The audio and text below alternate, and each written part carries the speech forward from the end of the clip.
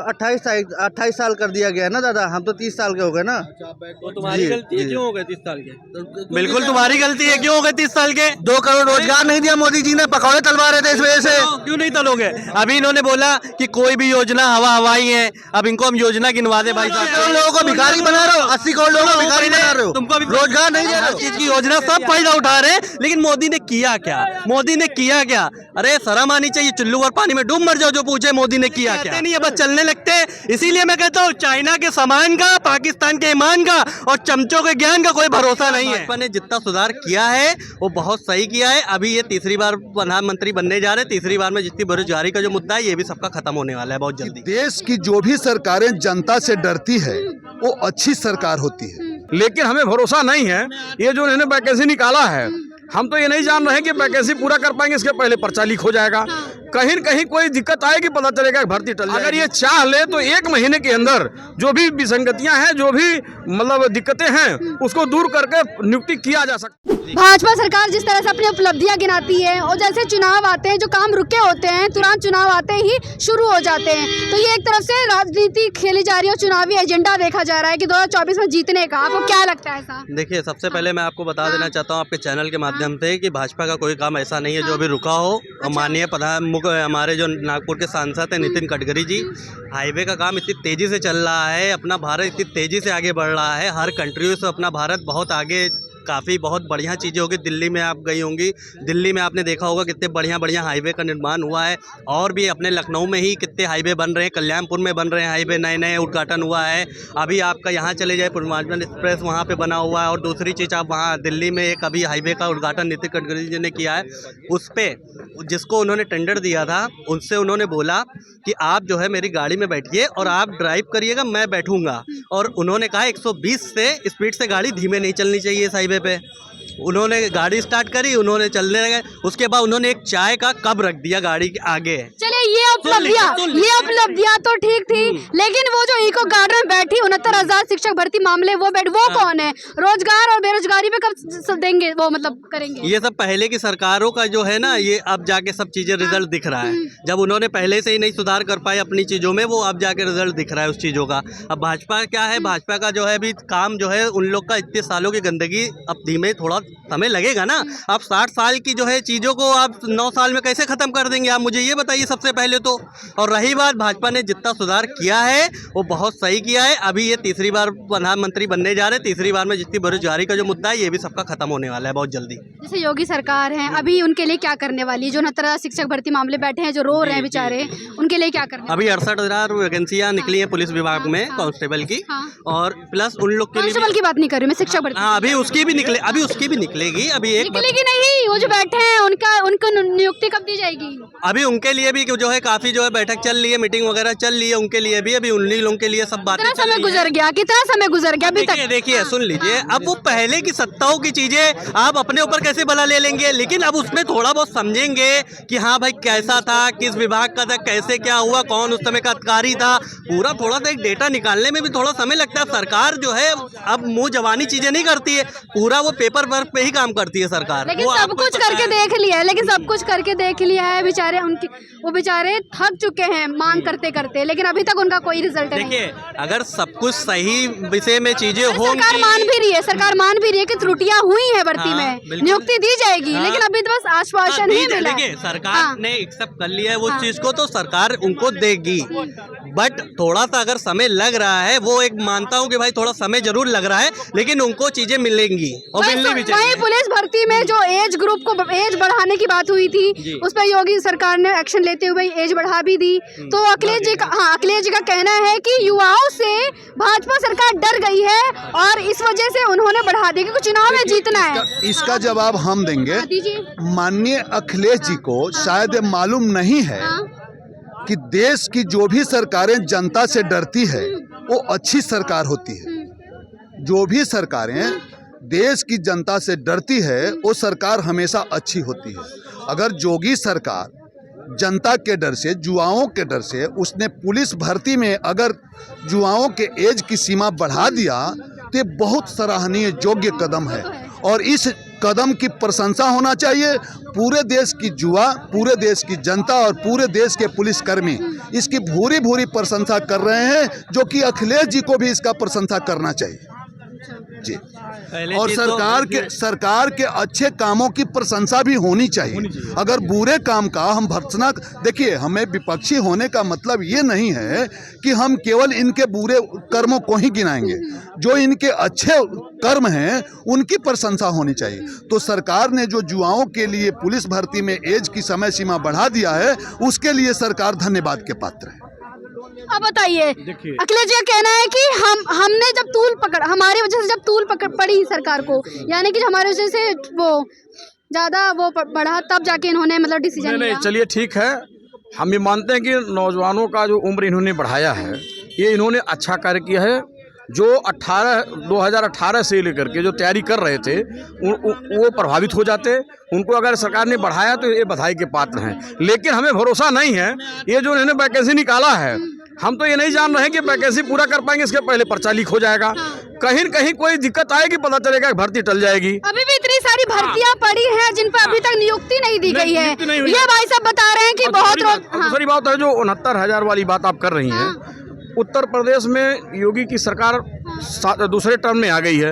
अगर ये चाह ले तो 1 महीने के अंदर जो भी विसंगतियां हैं, जो भी मतलब दिक्कतें हैं, उसको दूर करके नियुक्ति किया जा सकता है। कह रहे हैं कि किया जाएगा, सब कुछ में टाइम लगता है चीजों में। किया जाएगा। हमारे जितने अभ्यर्थी हैं, अगर वो आंदोलन करते हैं, वो अपनी मांग मांगते हैं, तो उन पर लाठियां मिलती हैं।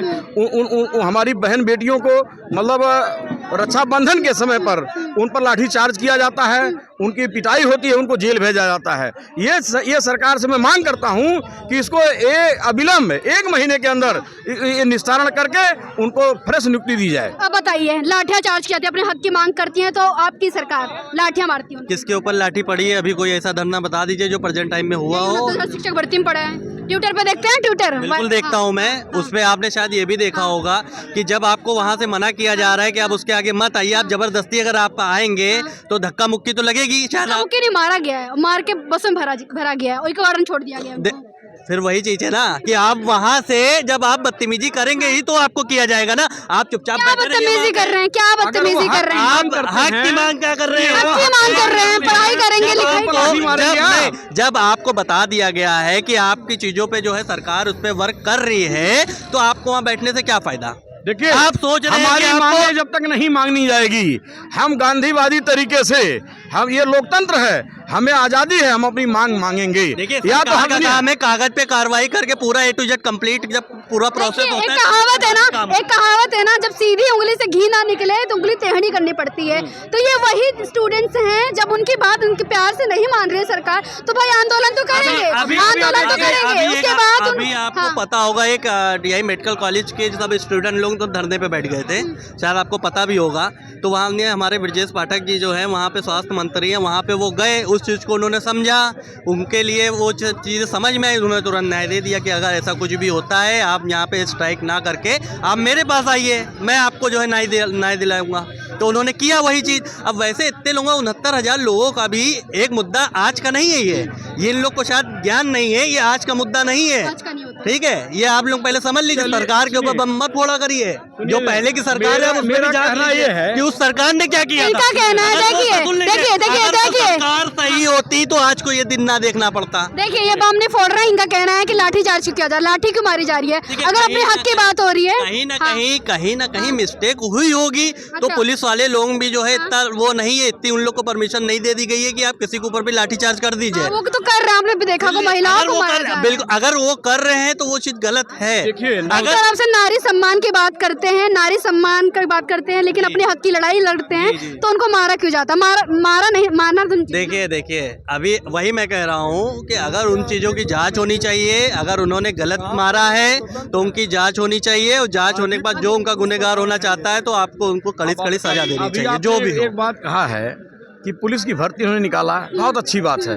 हम चाहते हैं कि कम समय में निष्पक्ष रूप से भर्ती हो, और जो भी उसके पात्र हों उसको सेलेक्ट करके ज्वाइन कराया जाए। अभी देखिए बिहार में, बगल का राज्य है बिहार, अभी हम देखें करीब करीब 4 लाख बेरोजगारों को रोजगार दिया उन्होंने। ना वहाँ पर्चे लीक हो रहे हैं, ना वहाँ कोई अड़चनें आ रही हैं, ना वहाँ कोर्ट का कोई मामला है। खाली उत्तर प्रदेश ही ऐसा प्रदेश है कि जहाँ दिक्कतें आती हैं, कोई भी वैकेंसी निकलती है और परीक्षा होने के पहले पर्चा लीक हो जाता है। कहीं न कहीं दिक्कतें आती है, मतलब कोई चीज़ वैकेंसी फाइनल नहीं होती है।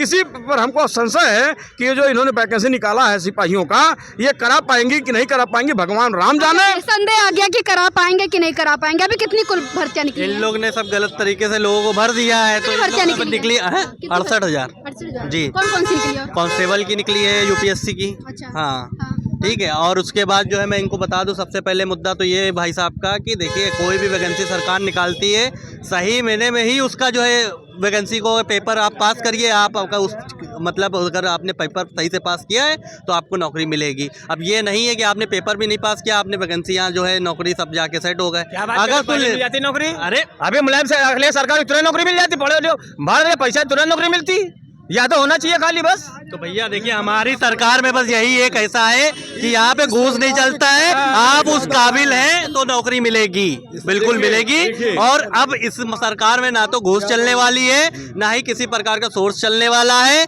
अगर आपने पेपर पास करके आपने सब कुछ कर लिया तो आपकी नौकरी पक्की है। यहाँ पर्चे ही खरीद लिए जाते हैं और यहाँ मतलब SIT की जांच होती है और वो जांच आज तक पता लगा रही कि नकलची कहाँ है, कैसे पेपर लीक हुआ, किस प्रकाशन से वो छपा हुआ था और कैसे वो खरीदा गया, ये खुद सरकार नहीं जांच कर पा रही है, दूसरे क्या बात करेंगे। और पिछले उन्हीं का था, वो प्रकाशन ही उन्हीं का था, तो कैसे पता चलेगा?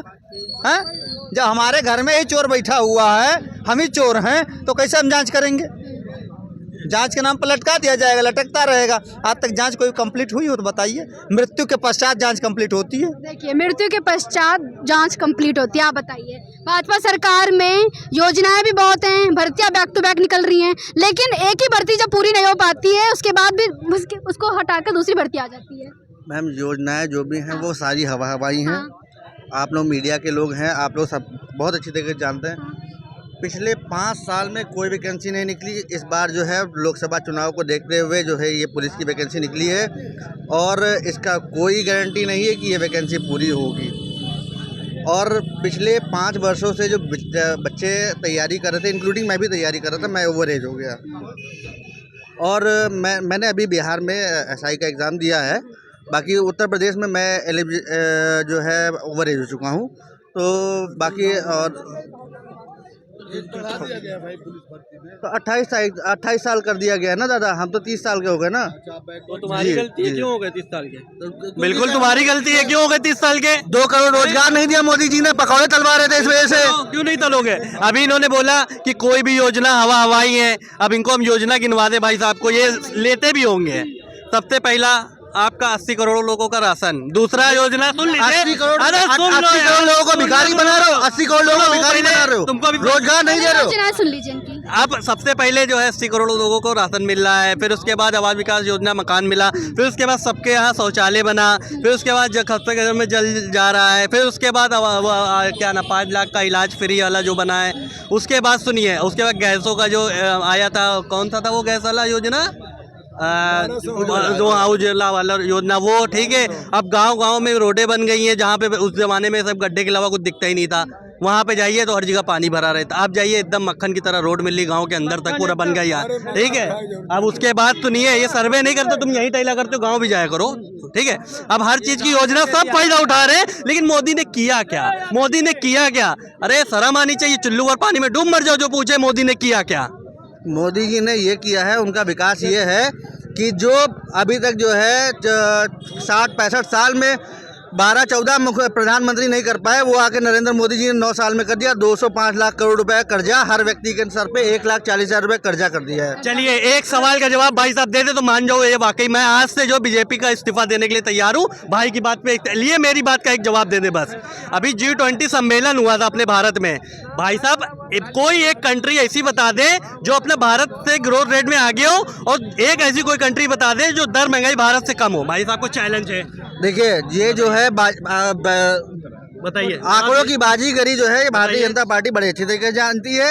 इन्होंने जो है जवाब बोला मैम, दो जवाब की बात है, जवाब देखिए, है, मुद्दे से न भटकाए। अगर मुद्दे से मत भटकिए, जवाब जो है, इन्होंने पूछा जवाब वो है। बताइए। आंकड़े की बाजीगरी आप जानती हैं हर सरकारों में होती ये है। नहीं भारतीय दे पाएंगे। जनता पार्टी 4 कदम आगे तो दे है जाएं। उससे। 4 कदम आगे है उससे। आपने देखा G20 जो वहाँ पे हुआ उसमें लाखों करोड़ रुपया खर्चा किया गया सिर्फ केवल और केवल एक नरेंद्र मोदी के चेहरे को चमकाने के लिए। बाकी इनके पास कोई डेटा नहीं है। ये जवाब नहीं, इन्होंने जितने भी योजनाएं बताए हैं उसका उसमें से किसी का तो लाभ मिला होगा। मैंने कोई एक अगर गलत बताई हो तो आप बताइए मुझे। जितने भी योजनाएं बताए उनमें से किसी का तो लाभ मिला होगा। और सुनिए मेरी बात के जवाब नहीं दे पाएंगे, इसीलिए मैं कहता हूँ पढ़ लिख के आते नहीं है, बस चलने लगते हैं। इसीलिए मैं कहता हूँ चाइना के सामान का, पाकिस्तान के ईमान का और चमचों के ज्ञान का कोई भरोसा नहीं है। जितने इन्वेस्टर आए इन्वेस्ट किए कि नहीं किए? कोई इन्वेस्टर जितने आए कितने कोई इन्वेस्ट इन्वेस्टर किया कि नहीं किया? एक इन्वेस्टर का नाम बता दें जो यूपी में इन्वेस्ट किया हो। भाग गए वक्त बाद हार मांगेगा उस पे लाठियां चलेंगी। उसको ये लोग दंगाई देशद्रोही गद्दार कह देंगे। इन्होंने यहाँ पे यहाँ पे इन्होंने किसानों को भी आतंकवादी इन्होंने कहा, छात्रों को भी इन्होंने आतंकवादी कहा, यहाँ महिलाओं को भी आतंकवादी कहा, 69,000 शिक्षकों भर्ती के लिए उनको भी आतंकवादी कहा। हर जगह पे जो भी अपने न्याय के लिए मांगेगा, इंसाफ मांगेगा, वो आतंकवादी देशद्रोही हो जाएगा।